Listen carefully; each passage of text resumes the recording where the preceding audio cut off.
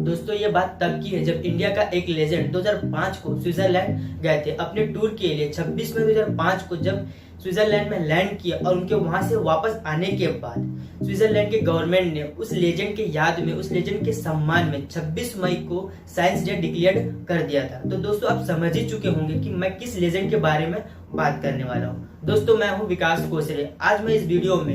APJ Abdul Kalam, जिसे missile man of India के नाम से जाना जाता है, उनके बारे में बात करने वाला हूँ। इस वीडियो में आपको मैं एपीजे अब्दुल कलाम के लाइफ के बारे में, उनकी लाइफ की जर्नी और उनके से जुड़ी इंटरेस्टिंग तथ्यों के बारे में आपसे बात करने वाला हूँ। एपीजे अब्दुल कलाम का जन्म तमिलनाडु के रामेश्वर शहर के एक छोटे से गांव धनुषकोटी में एक बहुत ही गरीब परिवार में हुआ था और उनके पिता नाव चलाने का काम करते थे, जिसकी वजह से उनको 2 वक्त की रोटी बड़ी मुश्किल से नसीब होती थी और उनके घर में कोई भी पढ़ा लिखा नहीं था। लेकिन एपीजे अब्दुल कलाम को बचपन से ही पढ़ाई लिखाई का बहुत शौक था और उनके घर वाले भी उनके पढ़ाई लिखाई का पूरा सपोर्ट करते थे। लेकिन एपीजे अब्दुल कलाम सुबह सुबह स्कूल जाने से पहले न्यूज़पेपर बेचा करते थे ताकि उनके पढ़ाई का ज्यादा प्रेशर उनकी फैमिली पर ना आए। और एपीजे अब्दुल कलाम को स्कूल में कुछ खास मार्क्स नहीं मिलते थे, लेकिन वो पढ़ने वाले स्टूडेंट्स में से एक थे और उनका ध्यान हमेशा एक ही चीज पर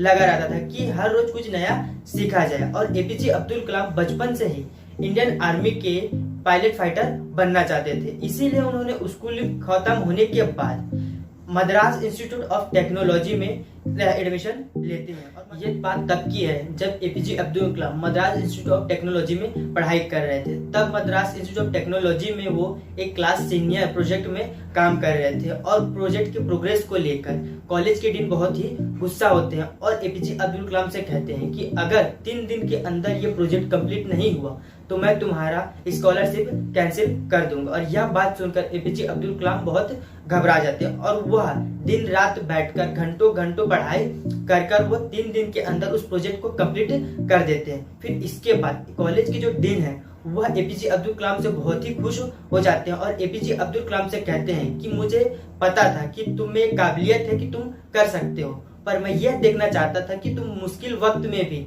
अपने काम को करने में सक्षम हो या नहीं हो।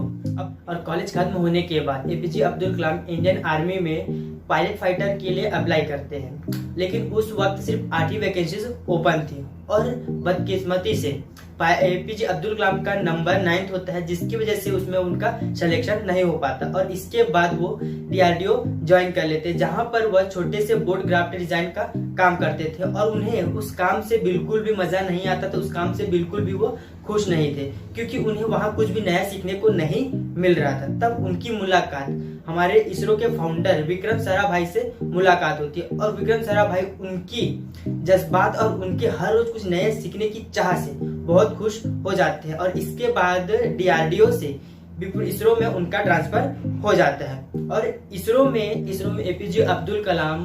सबसे पहले successful satellite launch SLV Rohini project के डायरेक्टर थे और इसके बाद उन्होंने कई और प्रोजेक्ट भी इनिशिएट किया। 1980 में पृथ्वी मिसाइल सक्सेसफुल लॉन्च करने के बाद नासा ने उन्हें जॉब लेटर ऑफर भी किया, लेकिन उन्होंने उनके ऑफर को ठुकरा दिया। और इसके बाद पृथ्वी मिसाइल सक्सेसफुल लॉन्च होने के बाद कैबिनेट इंडियन ने उन्हें 3.88 बिलियन रुपीस रिसर्च के लिए अलॉट करते हैं और इसके बाद वो और उनके टीम ने मिलकर कई बड़े बड़े मिसाइल जैसे कि अग्नि, आकाश, नाग जैसे बड़े मिसाइलों को सक्सेसफुल लॉन्च करते हैं। और इंडिया को उनके लीडरशिप के अंदर सबसे बड़ी कामयाबी तब मिली जब उन्होंने सीक्रेटली इंडियन न्यूक्लियर बम को टेस्ट किया और इंडिया को न्यूक्लियर पावर घोषित कर दिया। और इसके बाद वो 2002 में इंडिया के 11वें प्रेसिडेंट बने और अपने प्रेसिडेंशियल टर्म के वक्त जब वो केरल विजिट करने गए थे तब वहां पर उन्होंने 2 लोगों को as a presidential guest invite किए हुए थे और वो 2 लोग कोई बड़े सेलिब्रिटी नहीं थे, बल्कि एक चपरासी और एक छोटे से होटल का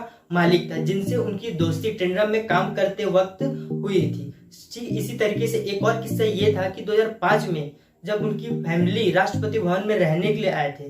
तो लगभग उनकी फैमिली 10 दिनों तक 52 लोग राष्ट्रपति भवन में रहे थे और उनके जाने के बाद APJ Abdul Kalam 3.52 lakh rupees government को पे करते हैं। और एक बार रिपोर्टर उनसे पूछते हैं कि सर आपने गवर्नमेंट को इतने पैसे क्यों पे किए, तब एपीजे अब्दुल कलाम कहते हैं कि गवर्नमेंट मुझे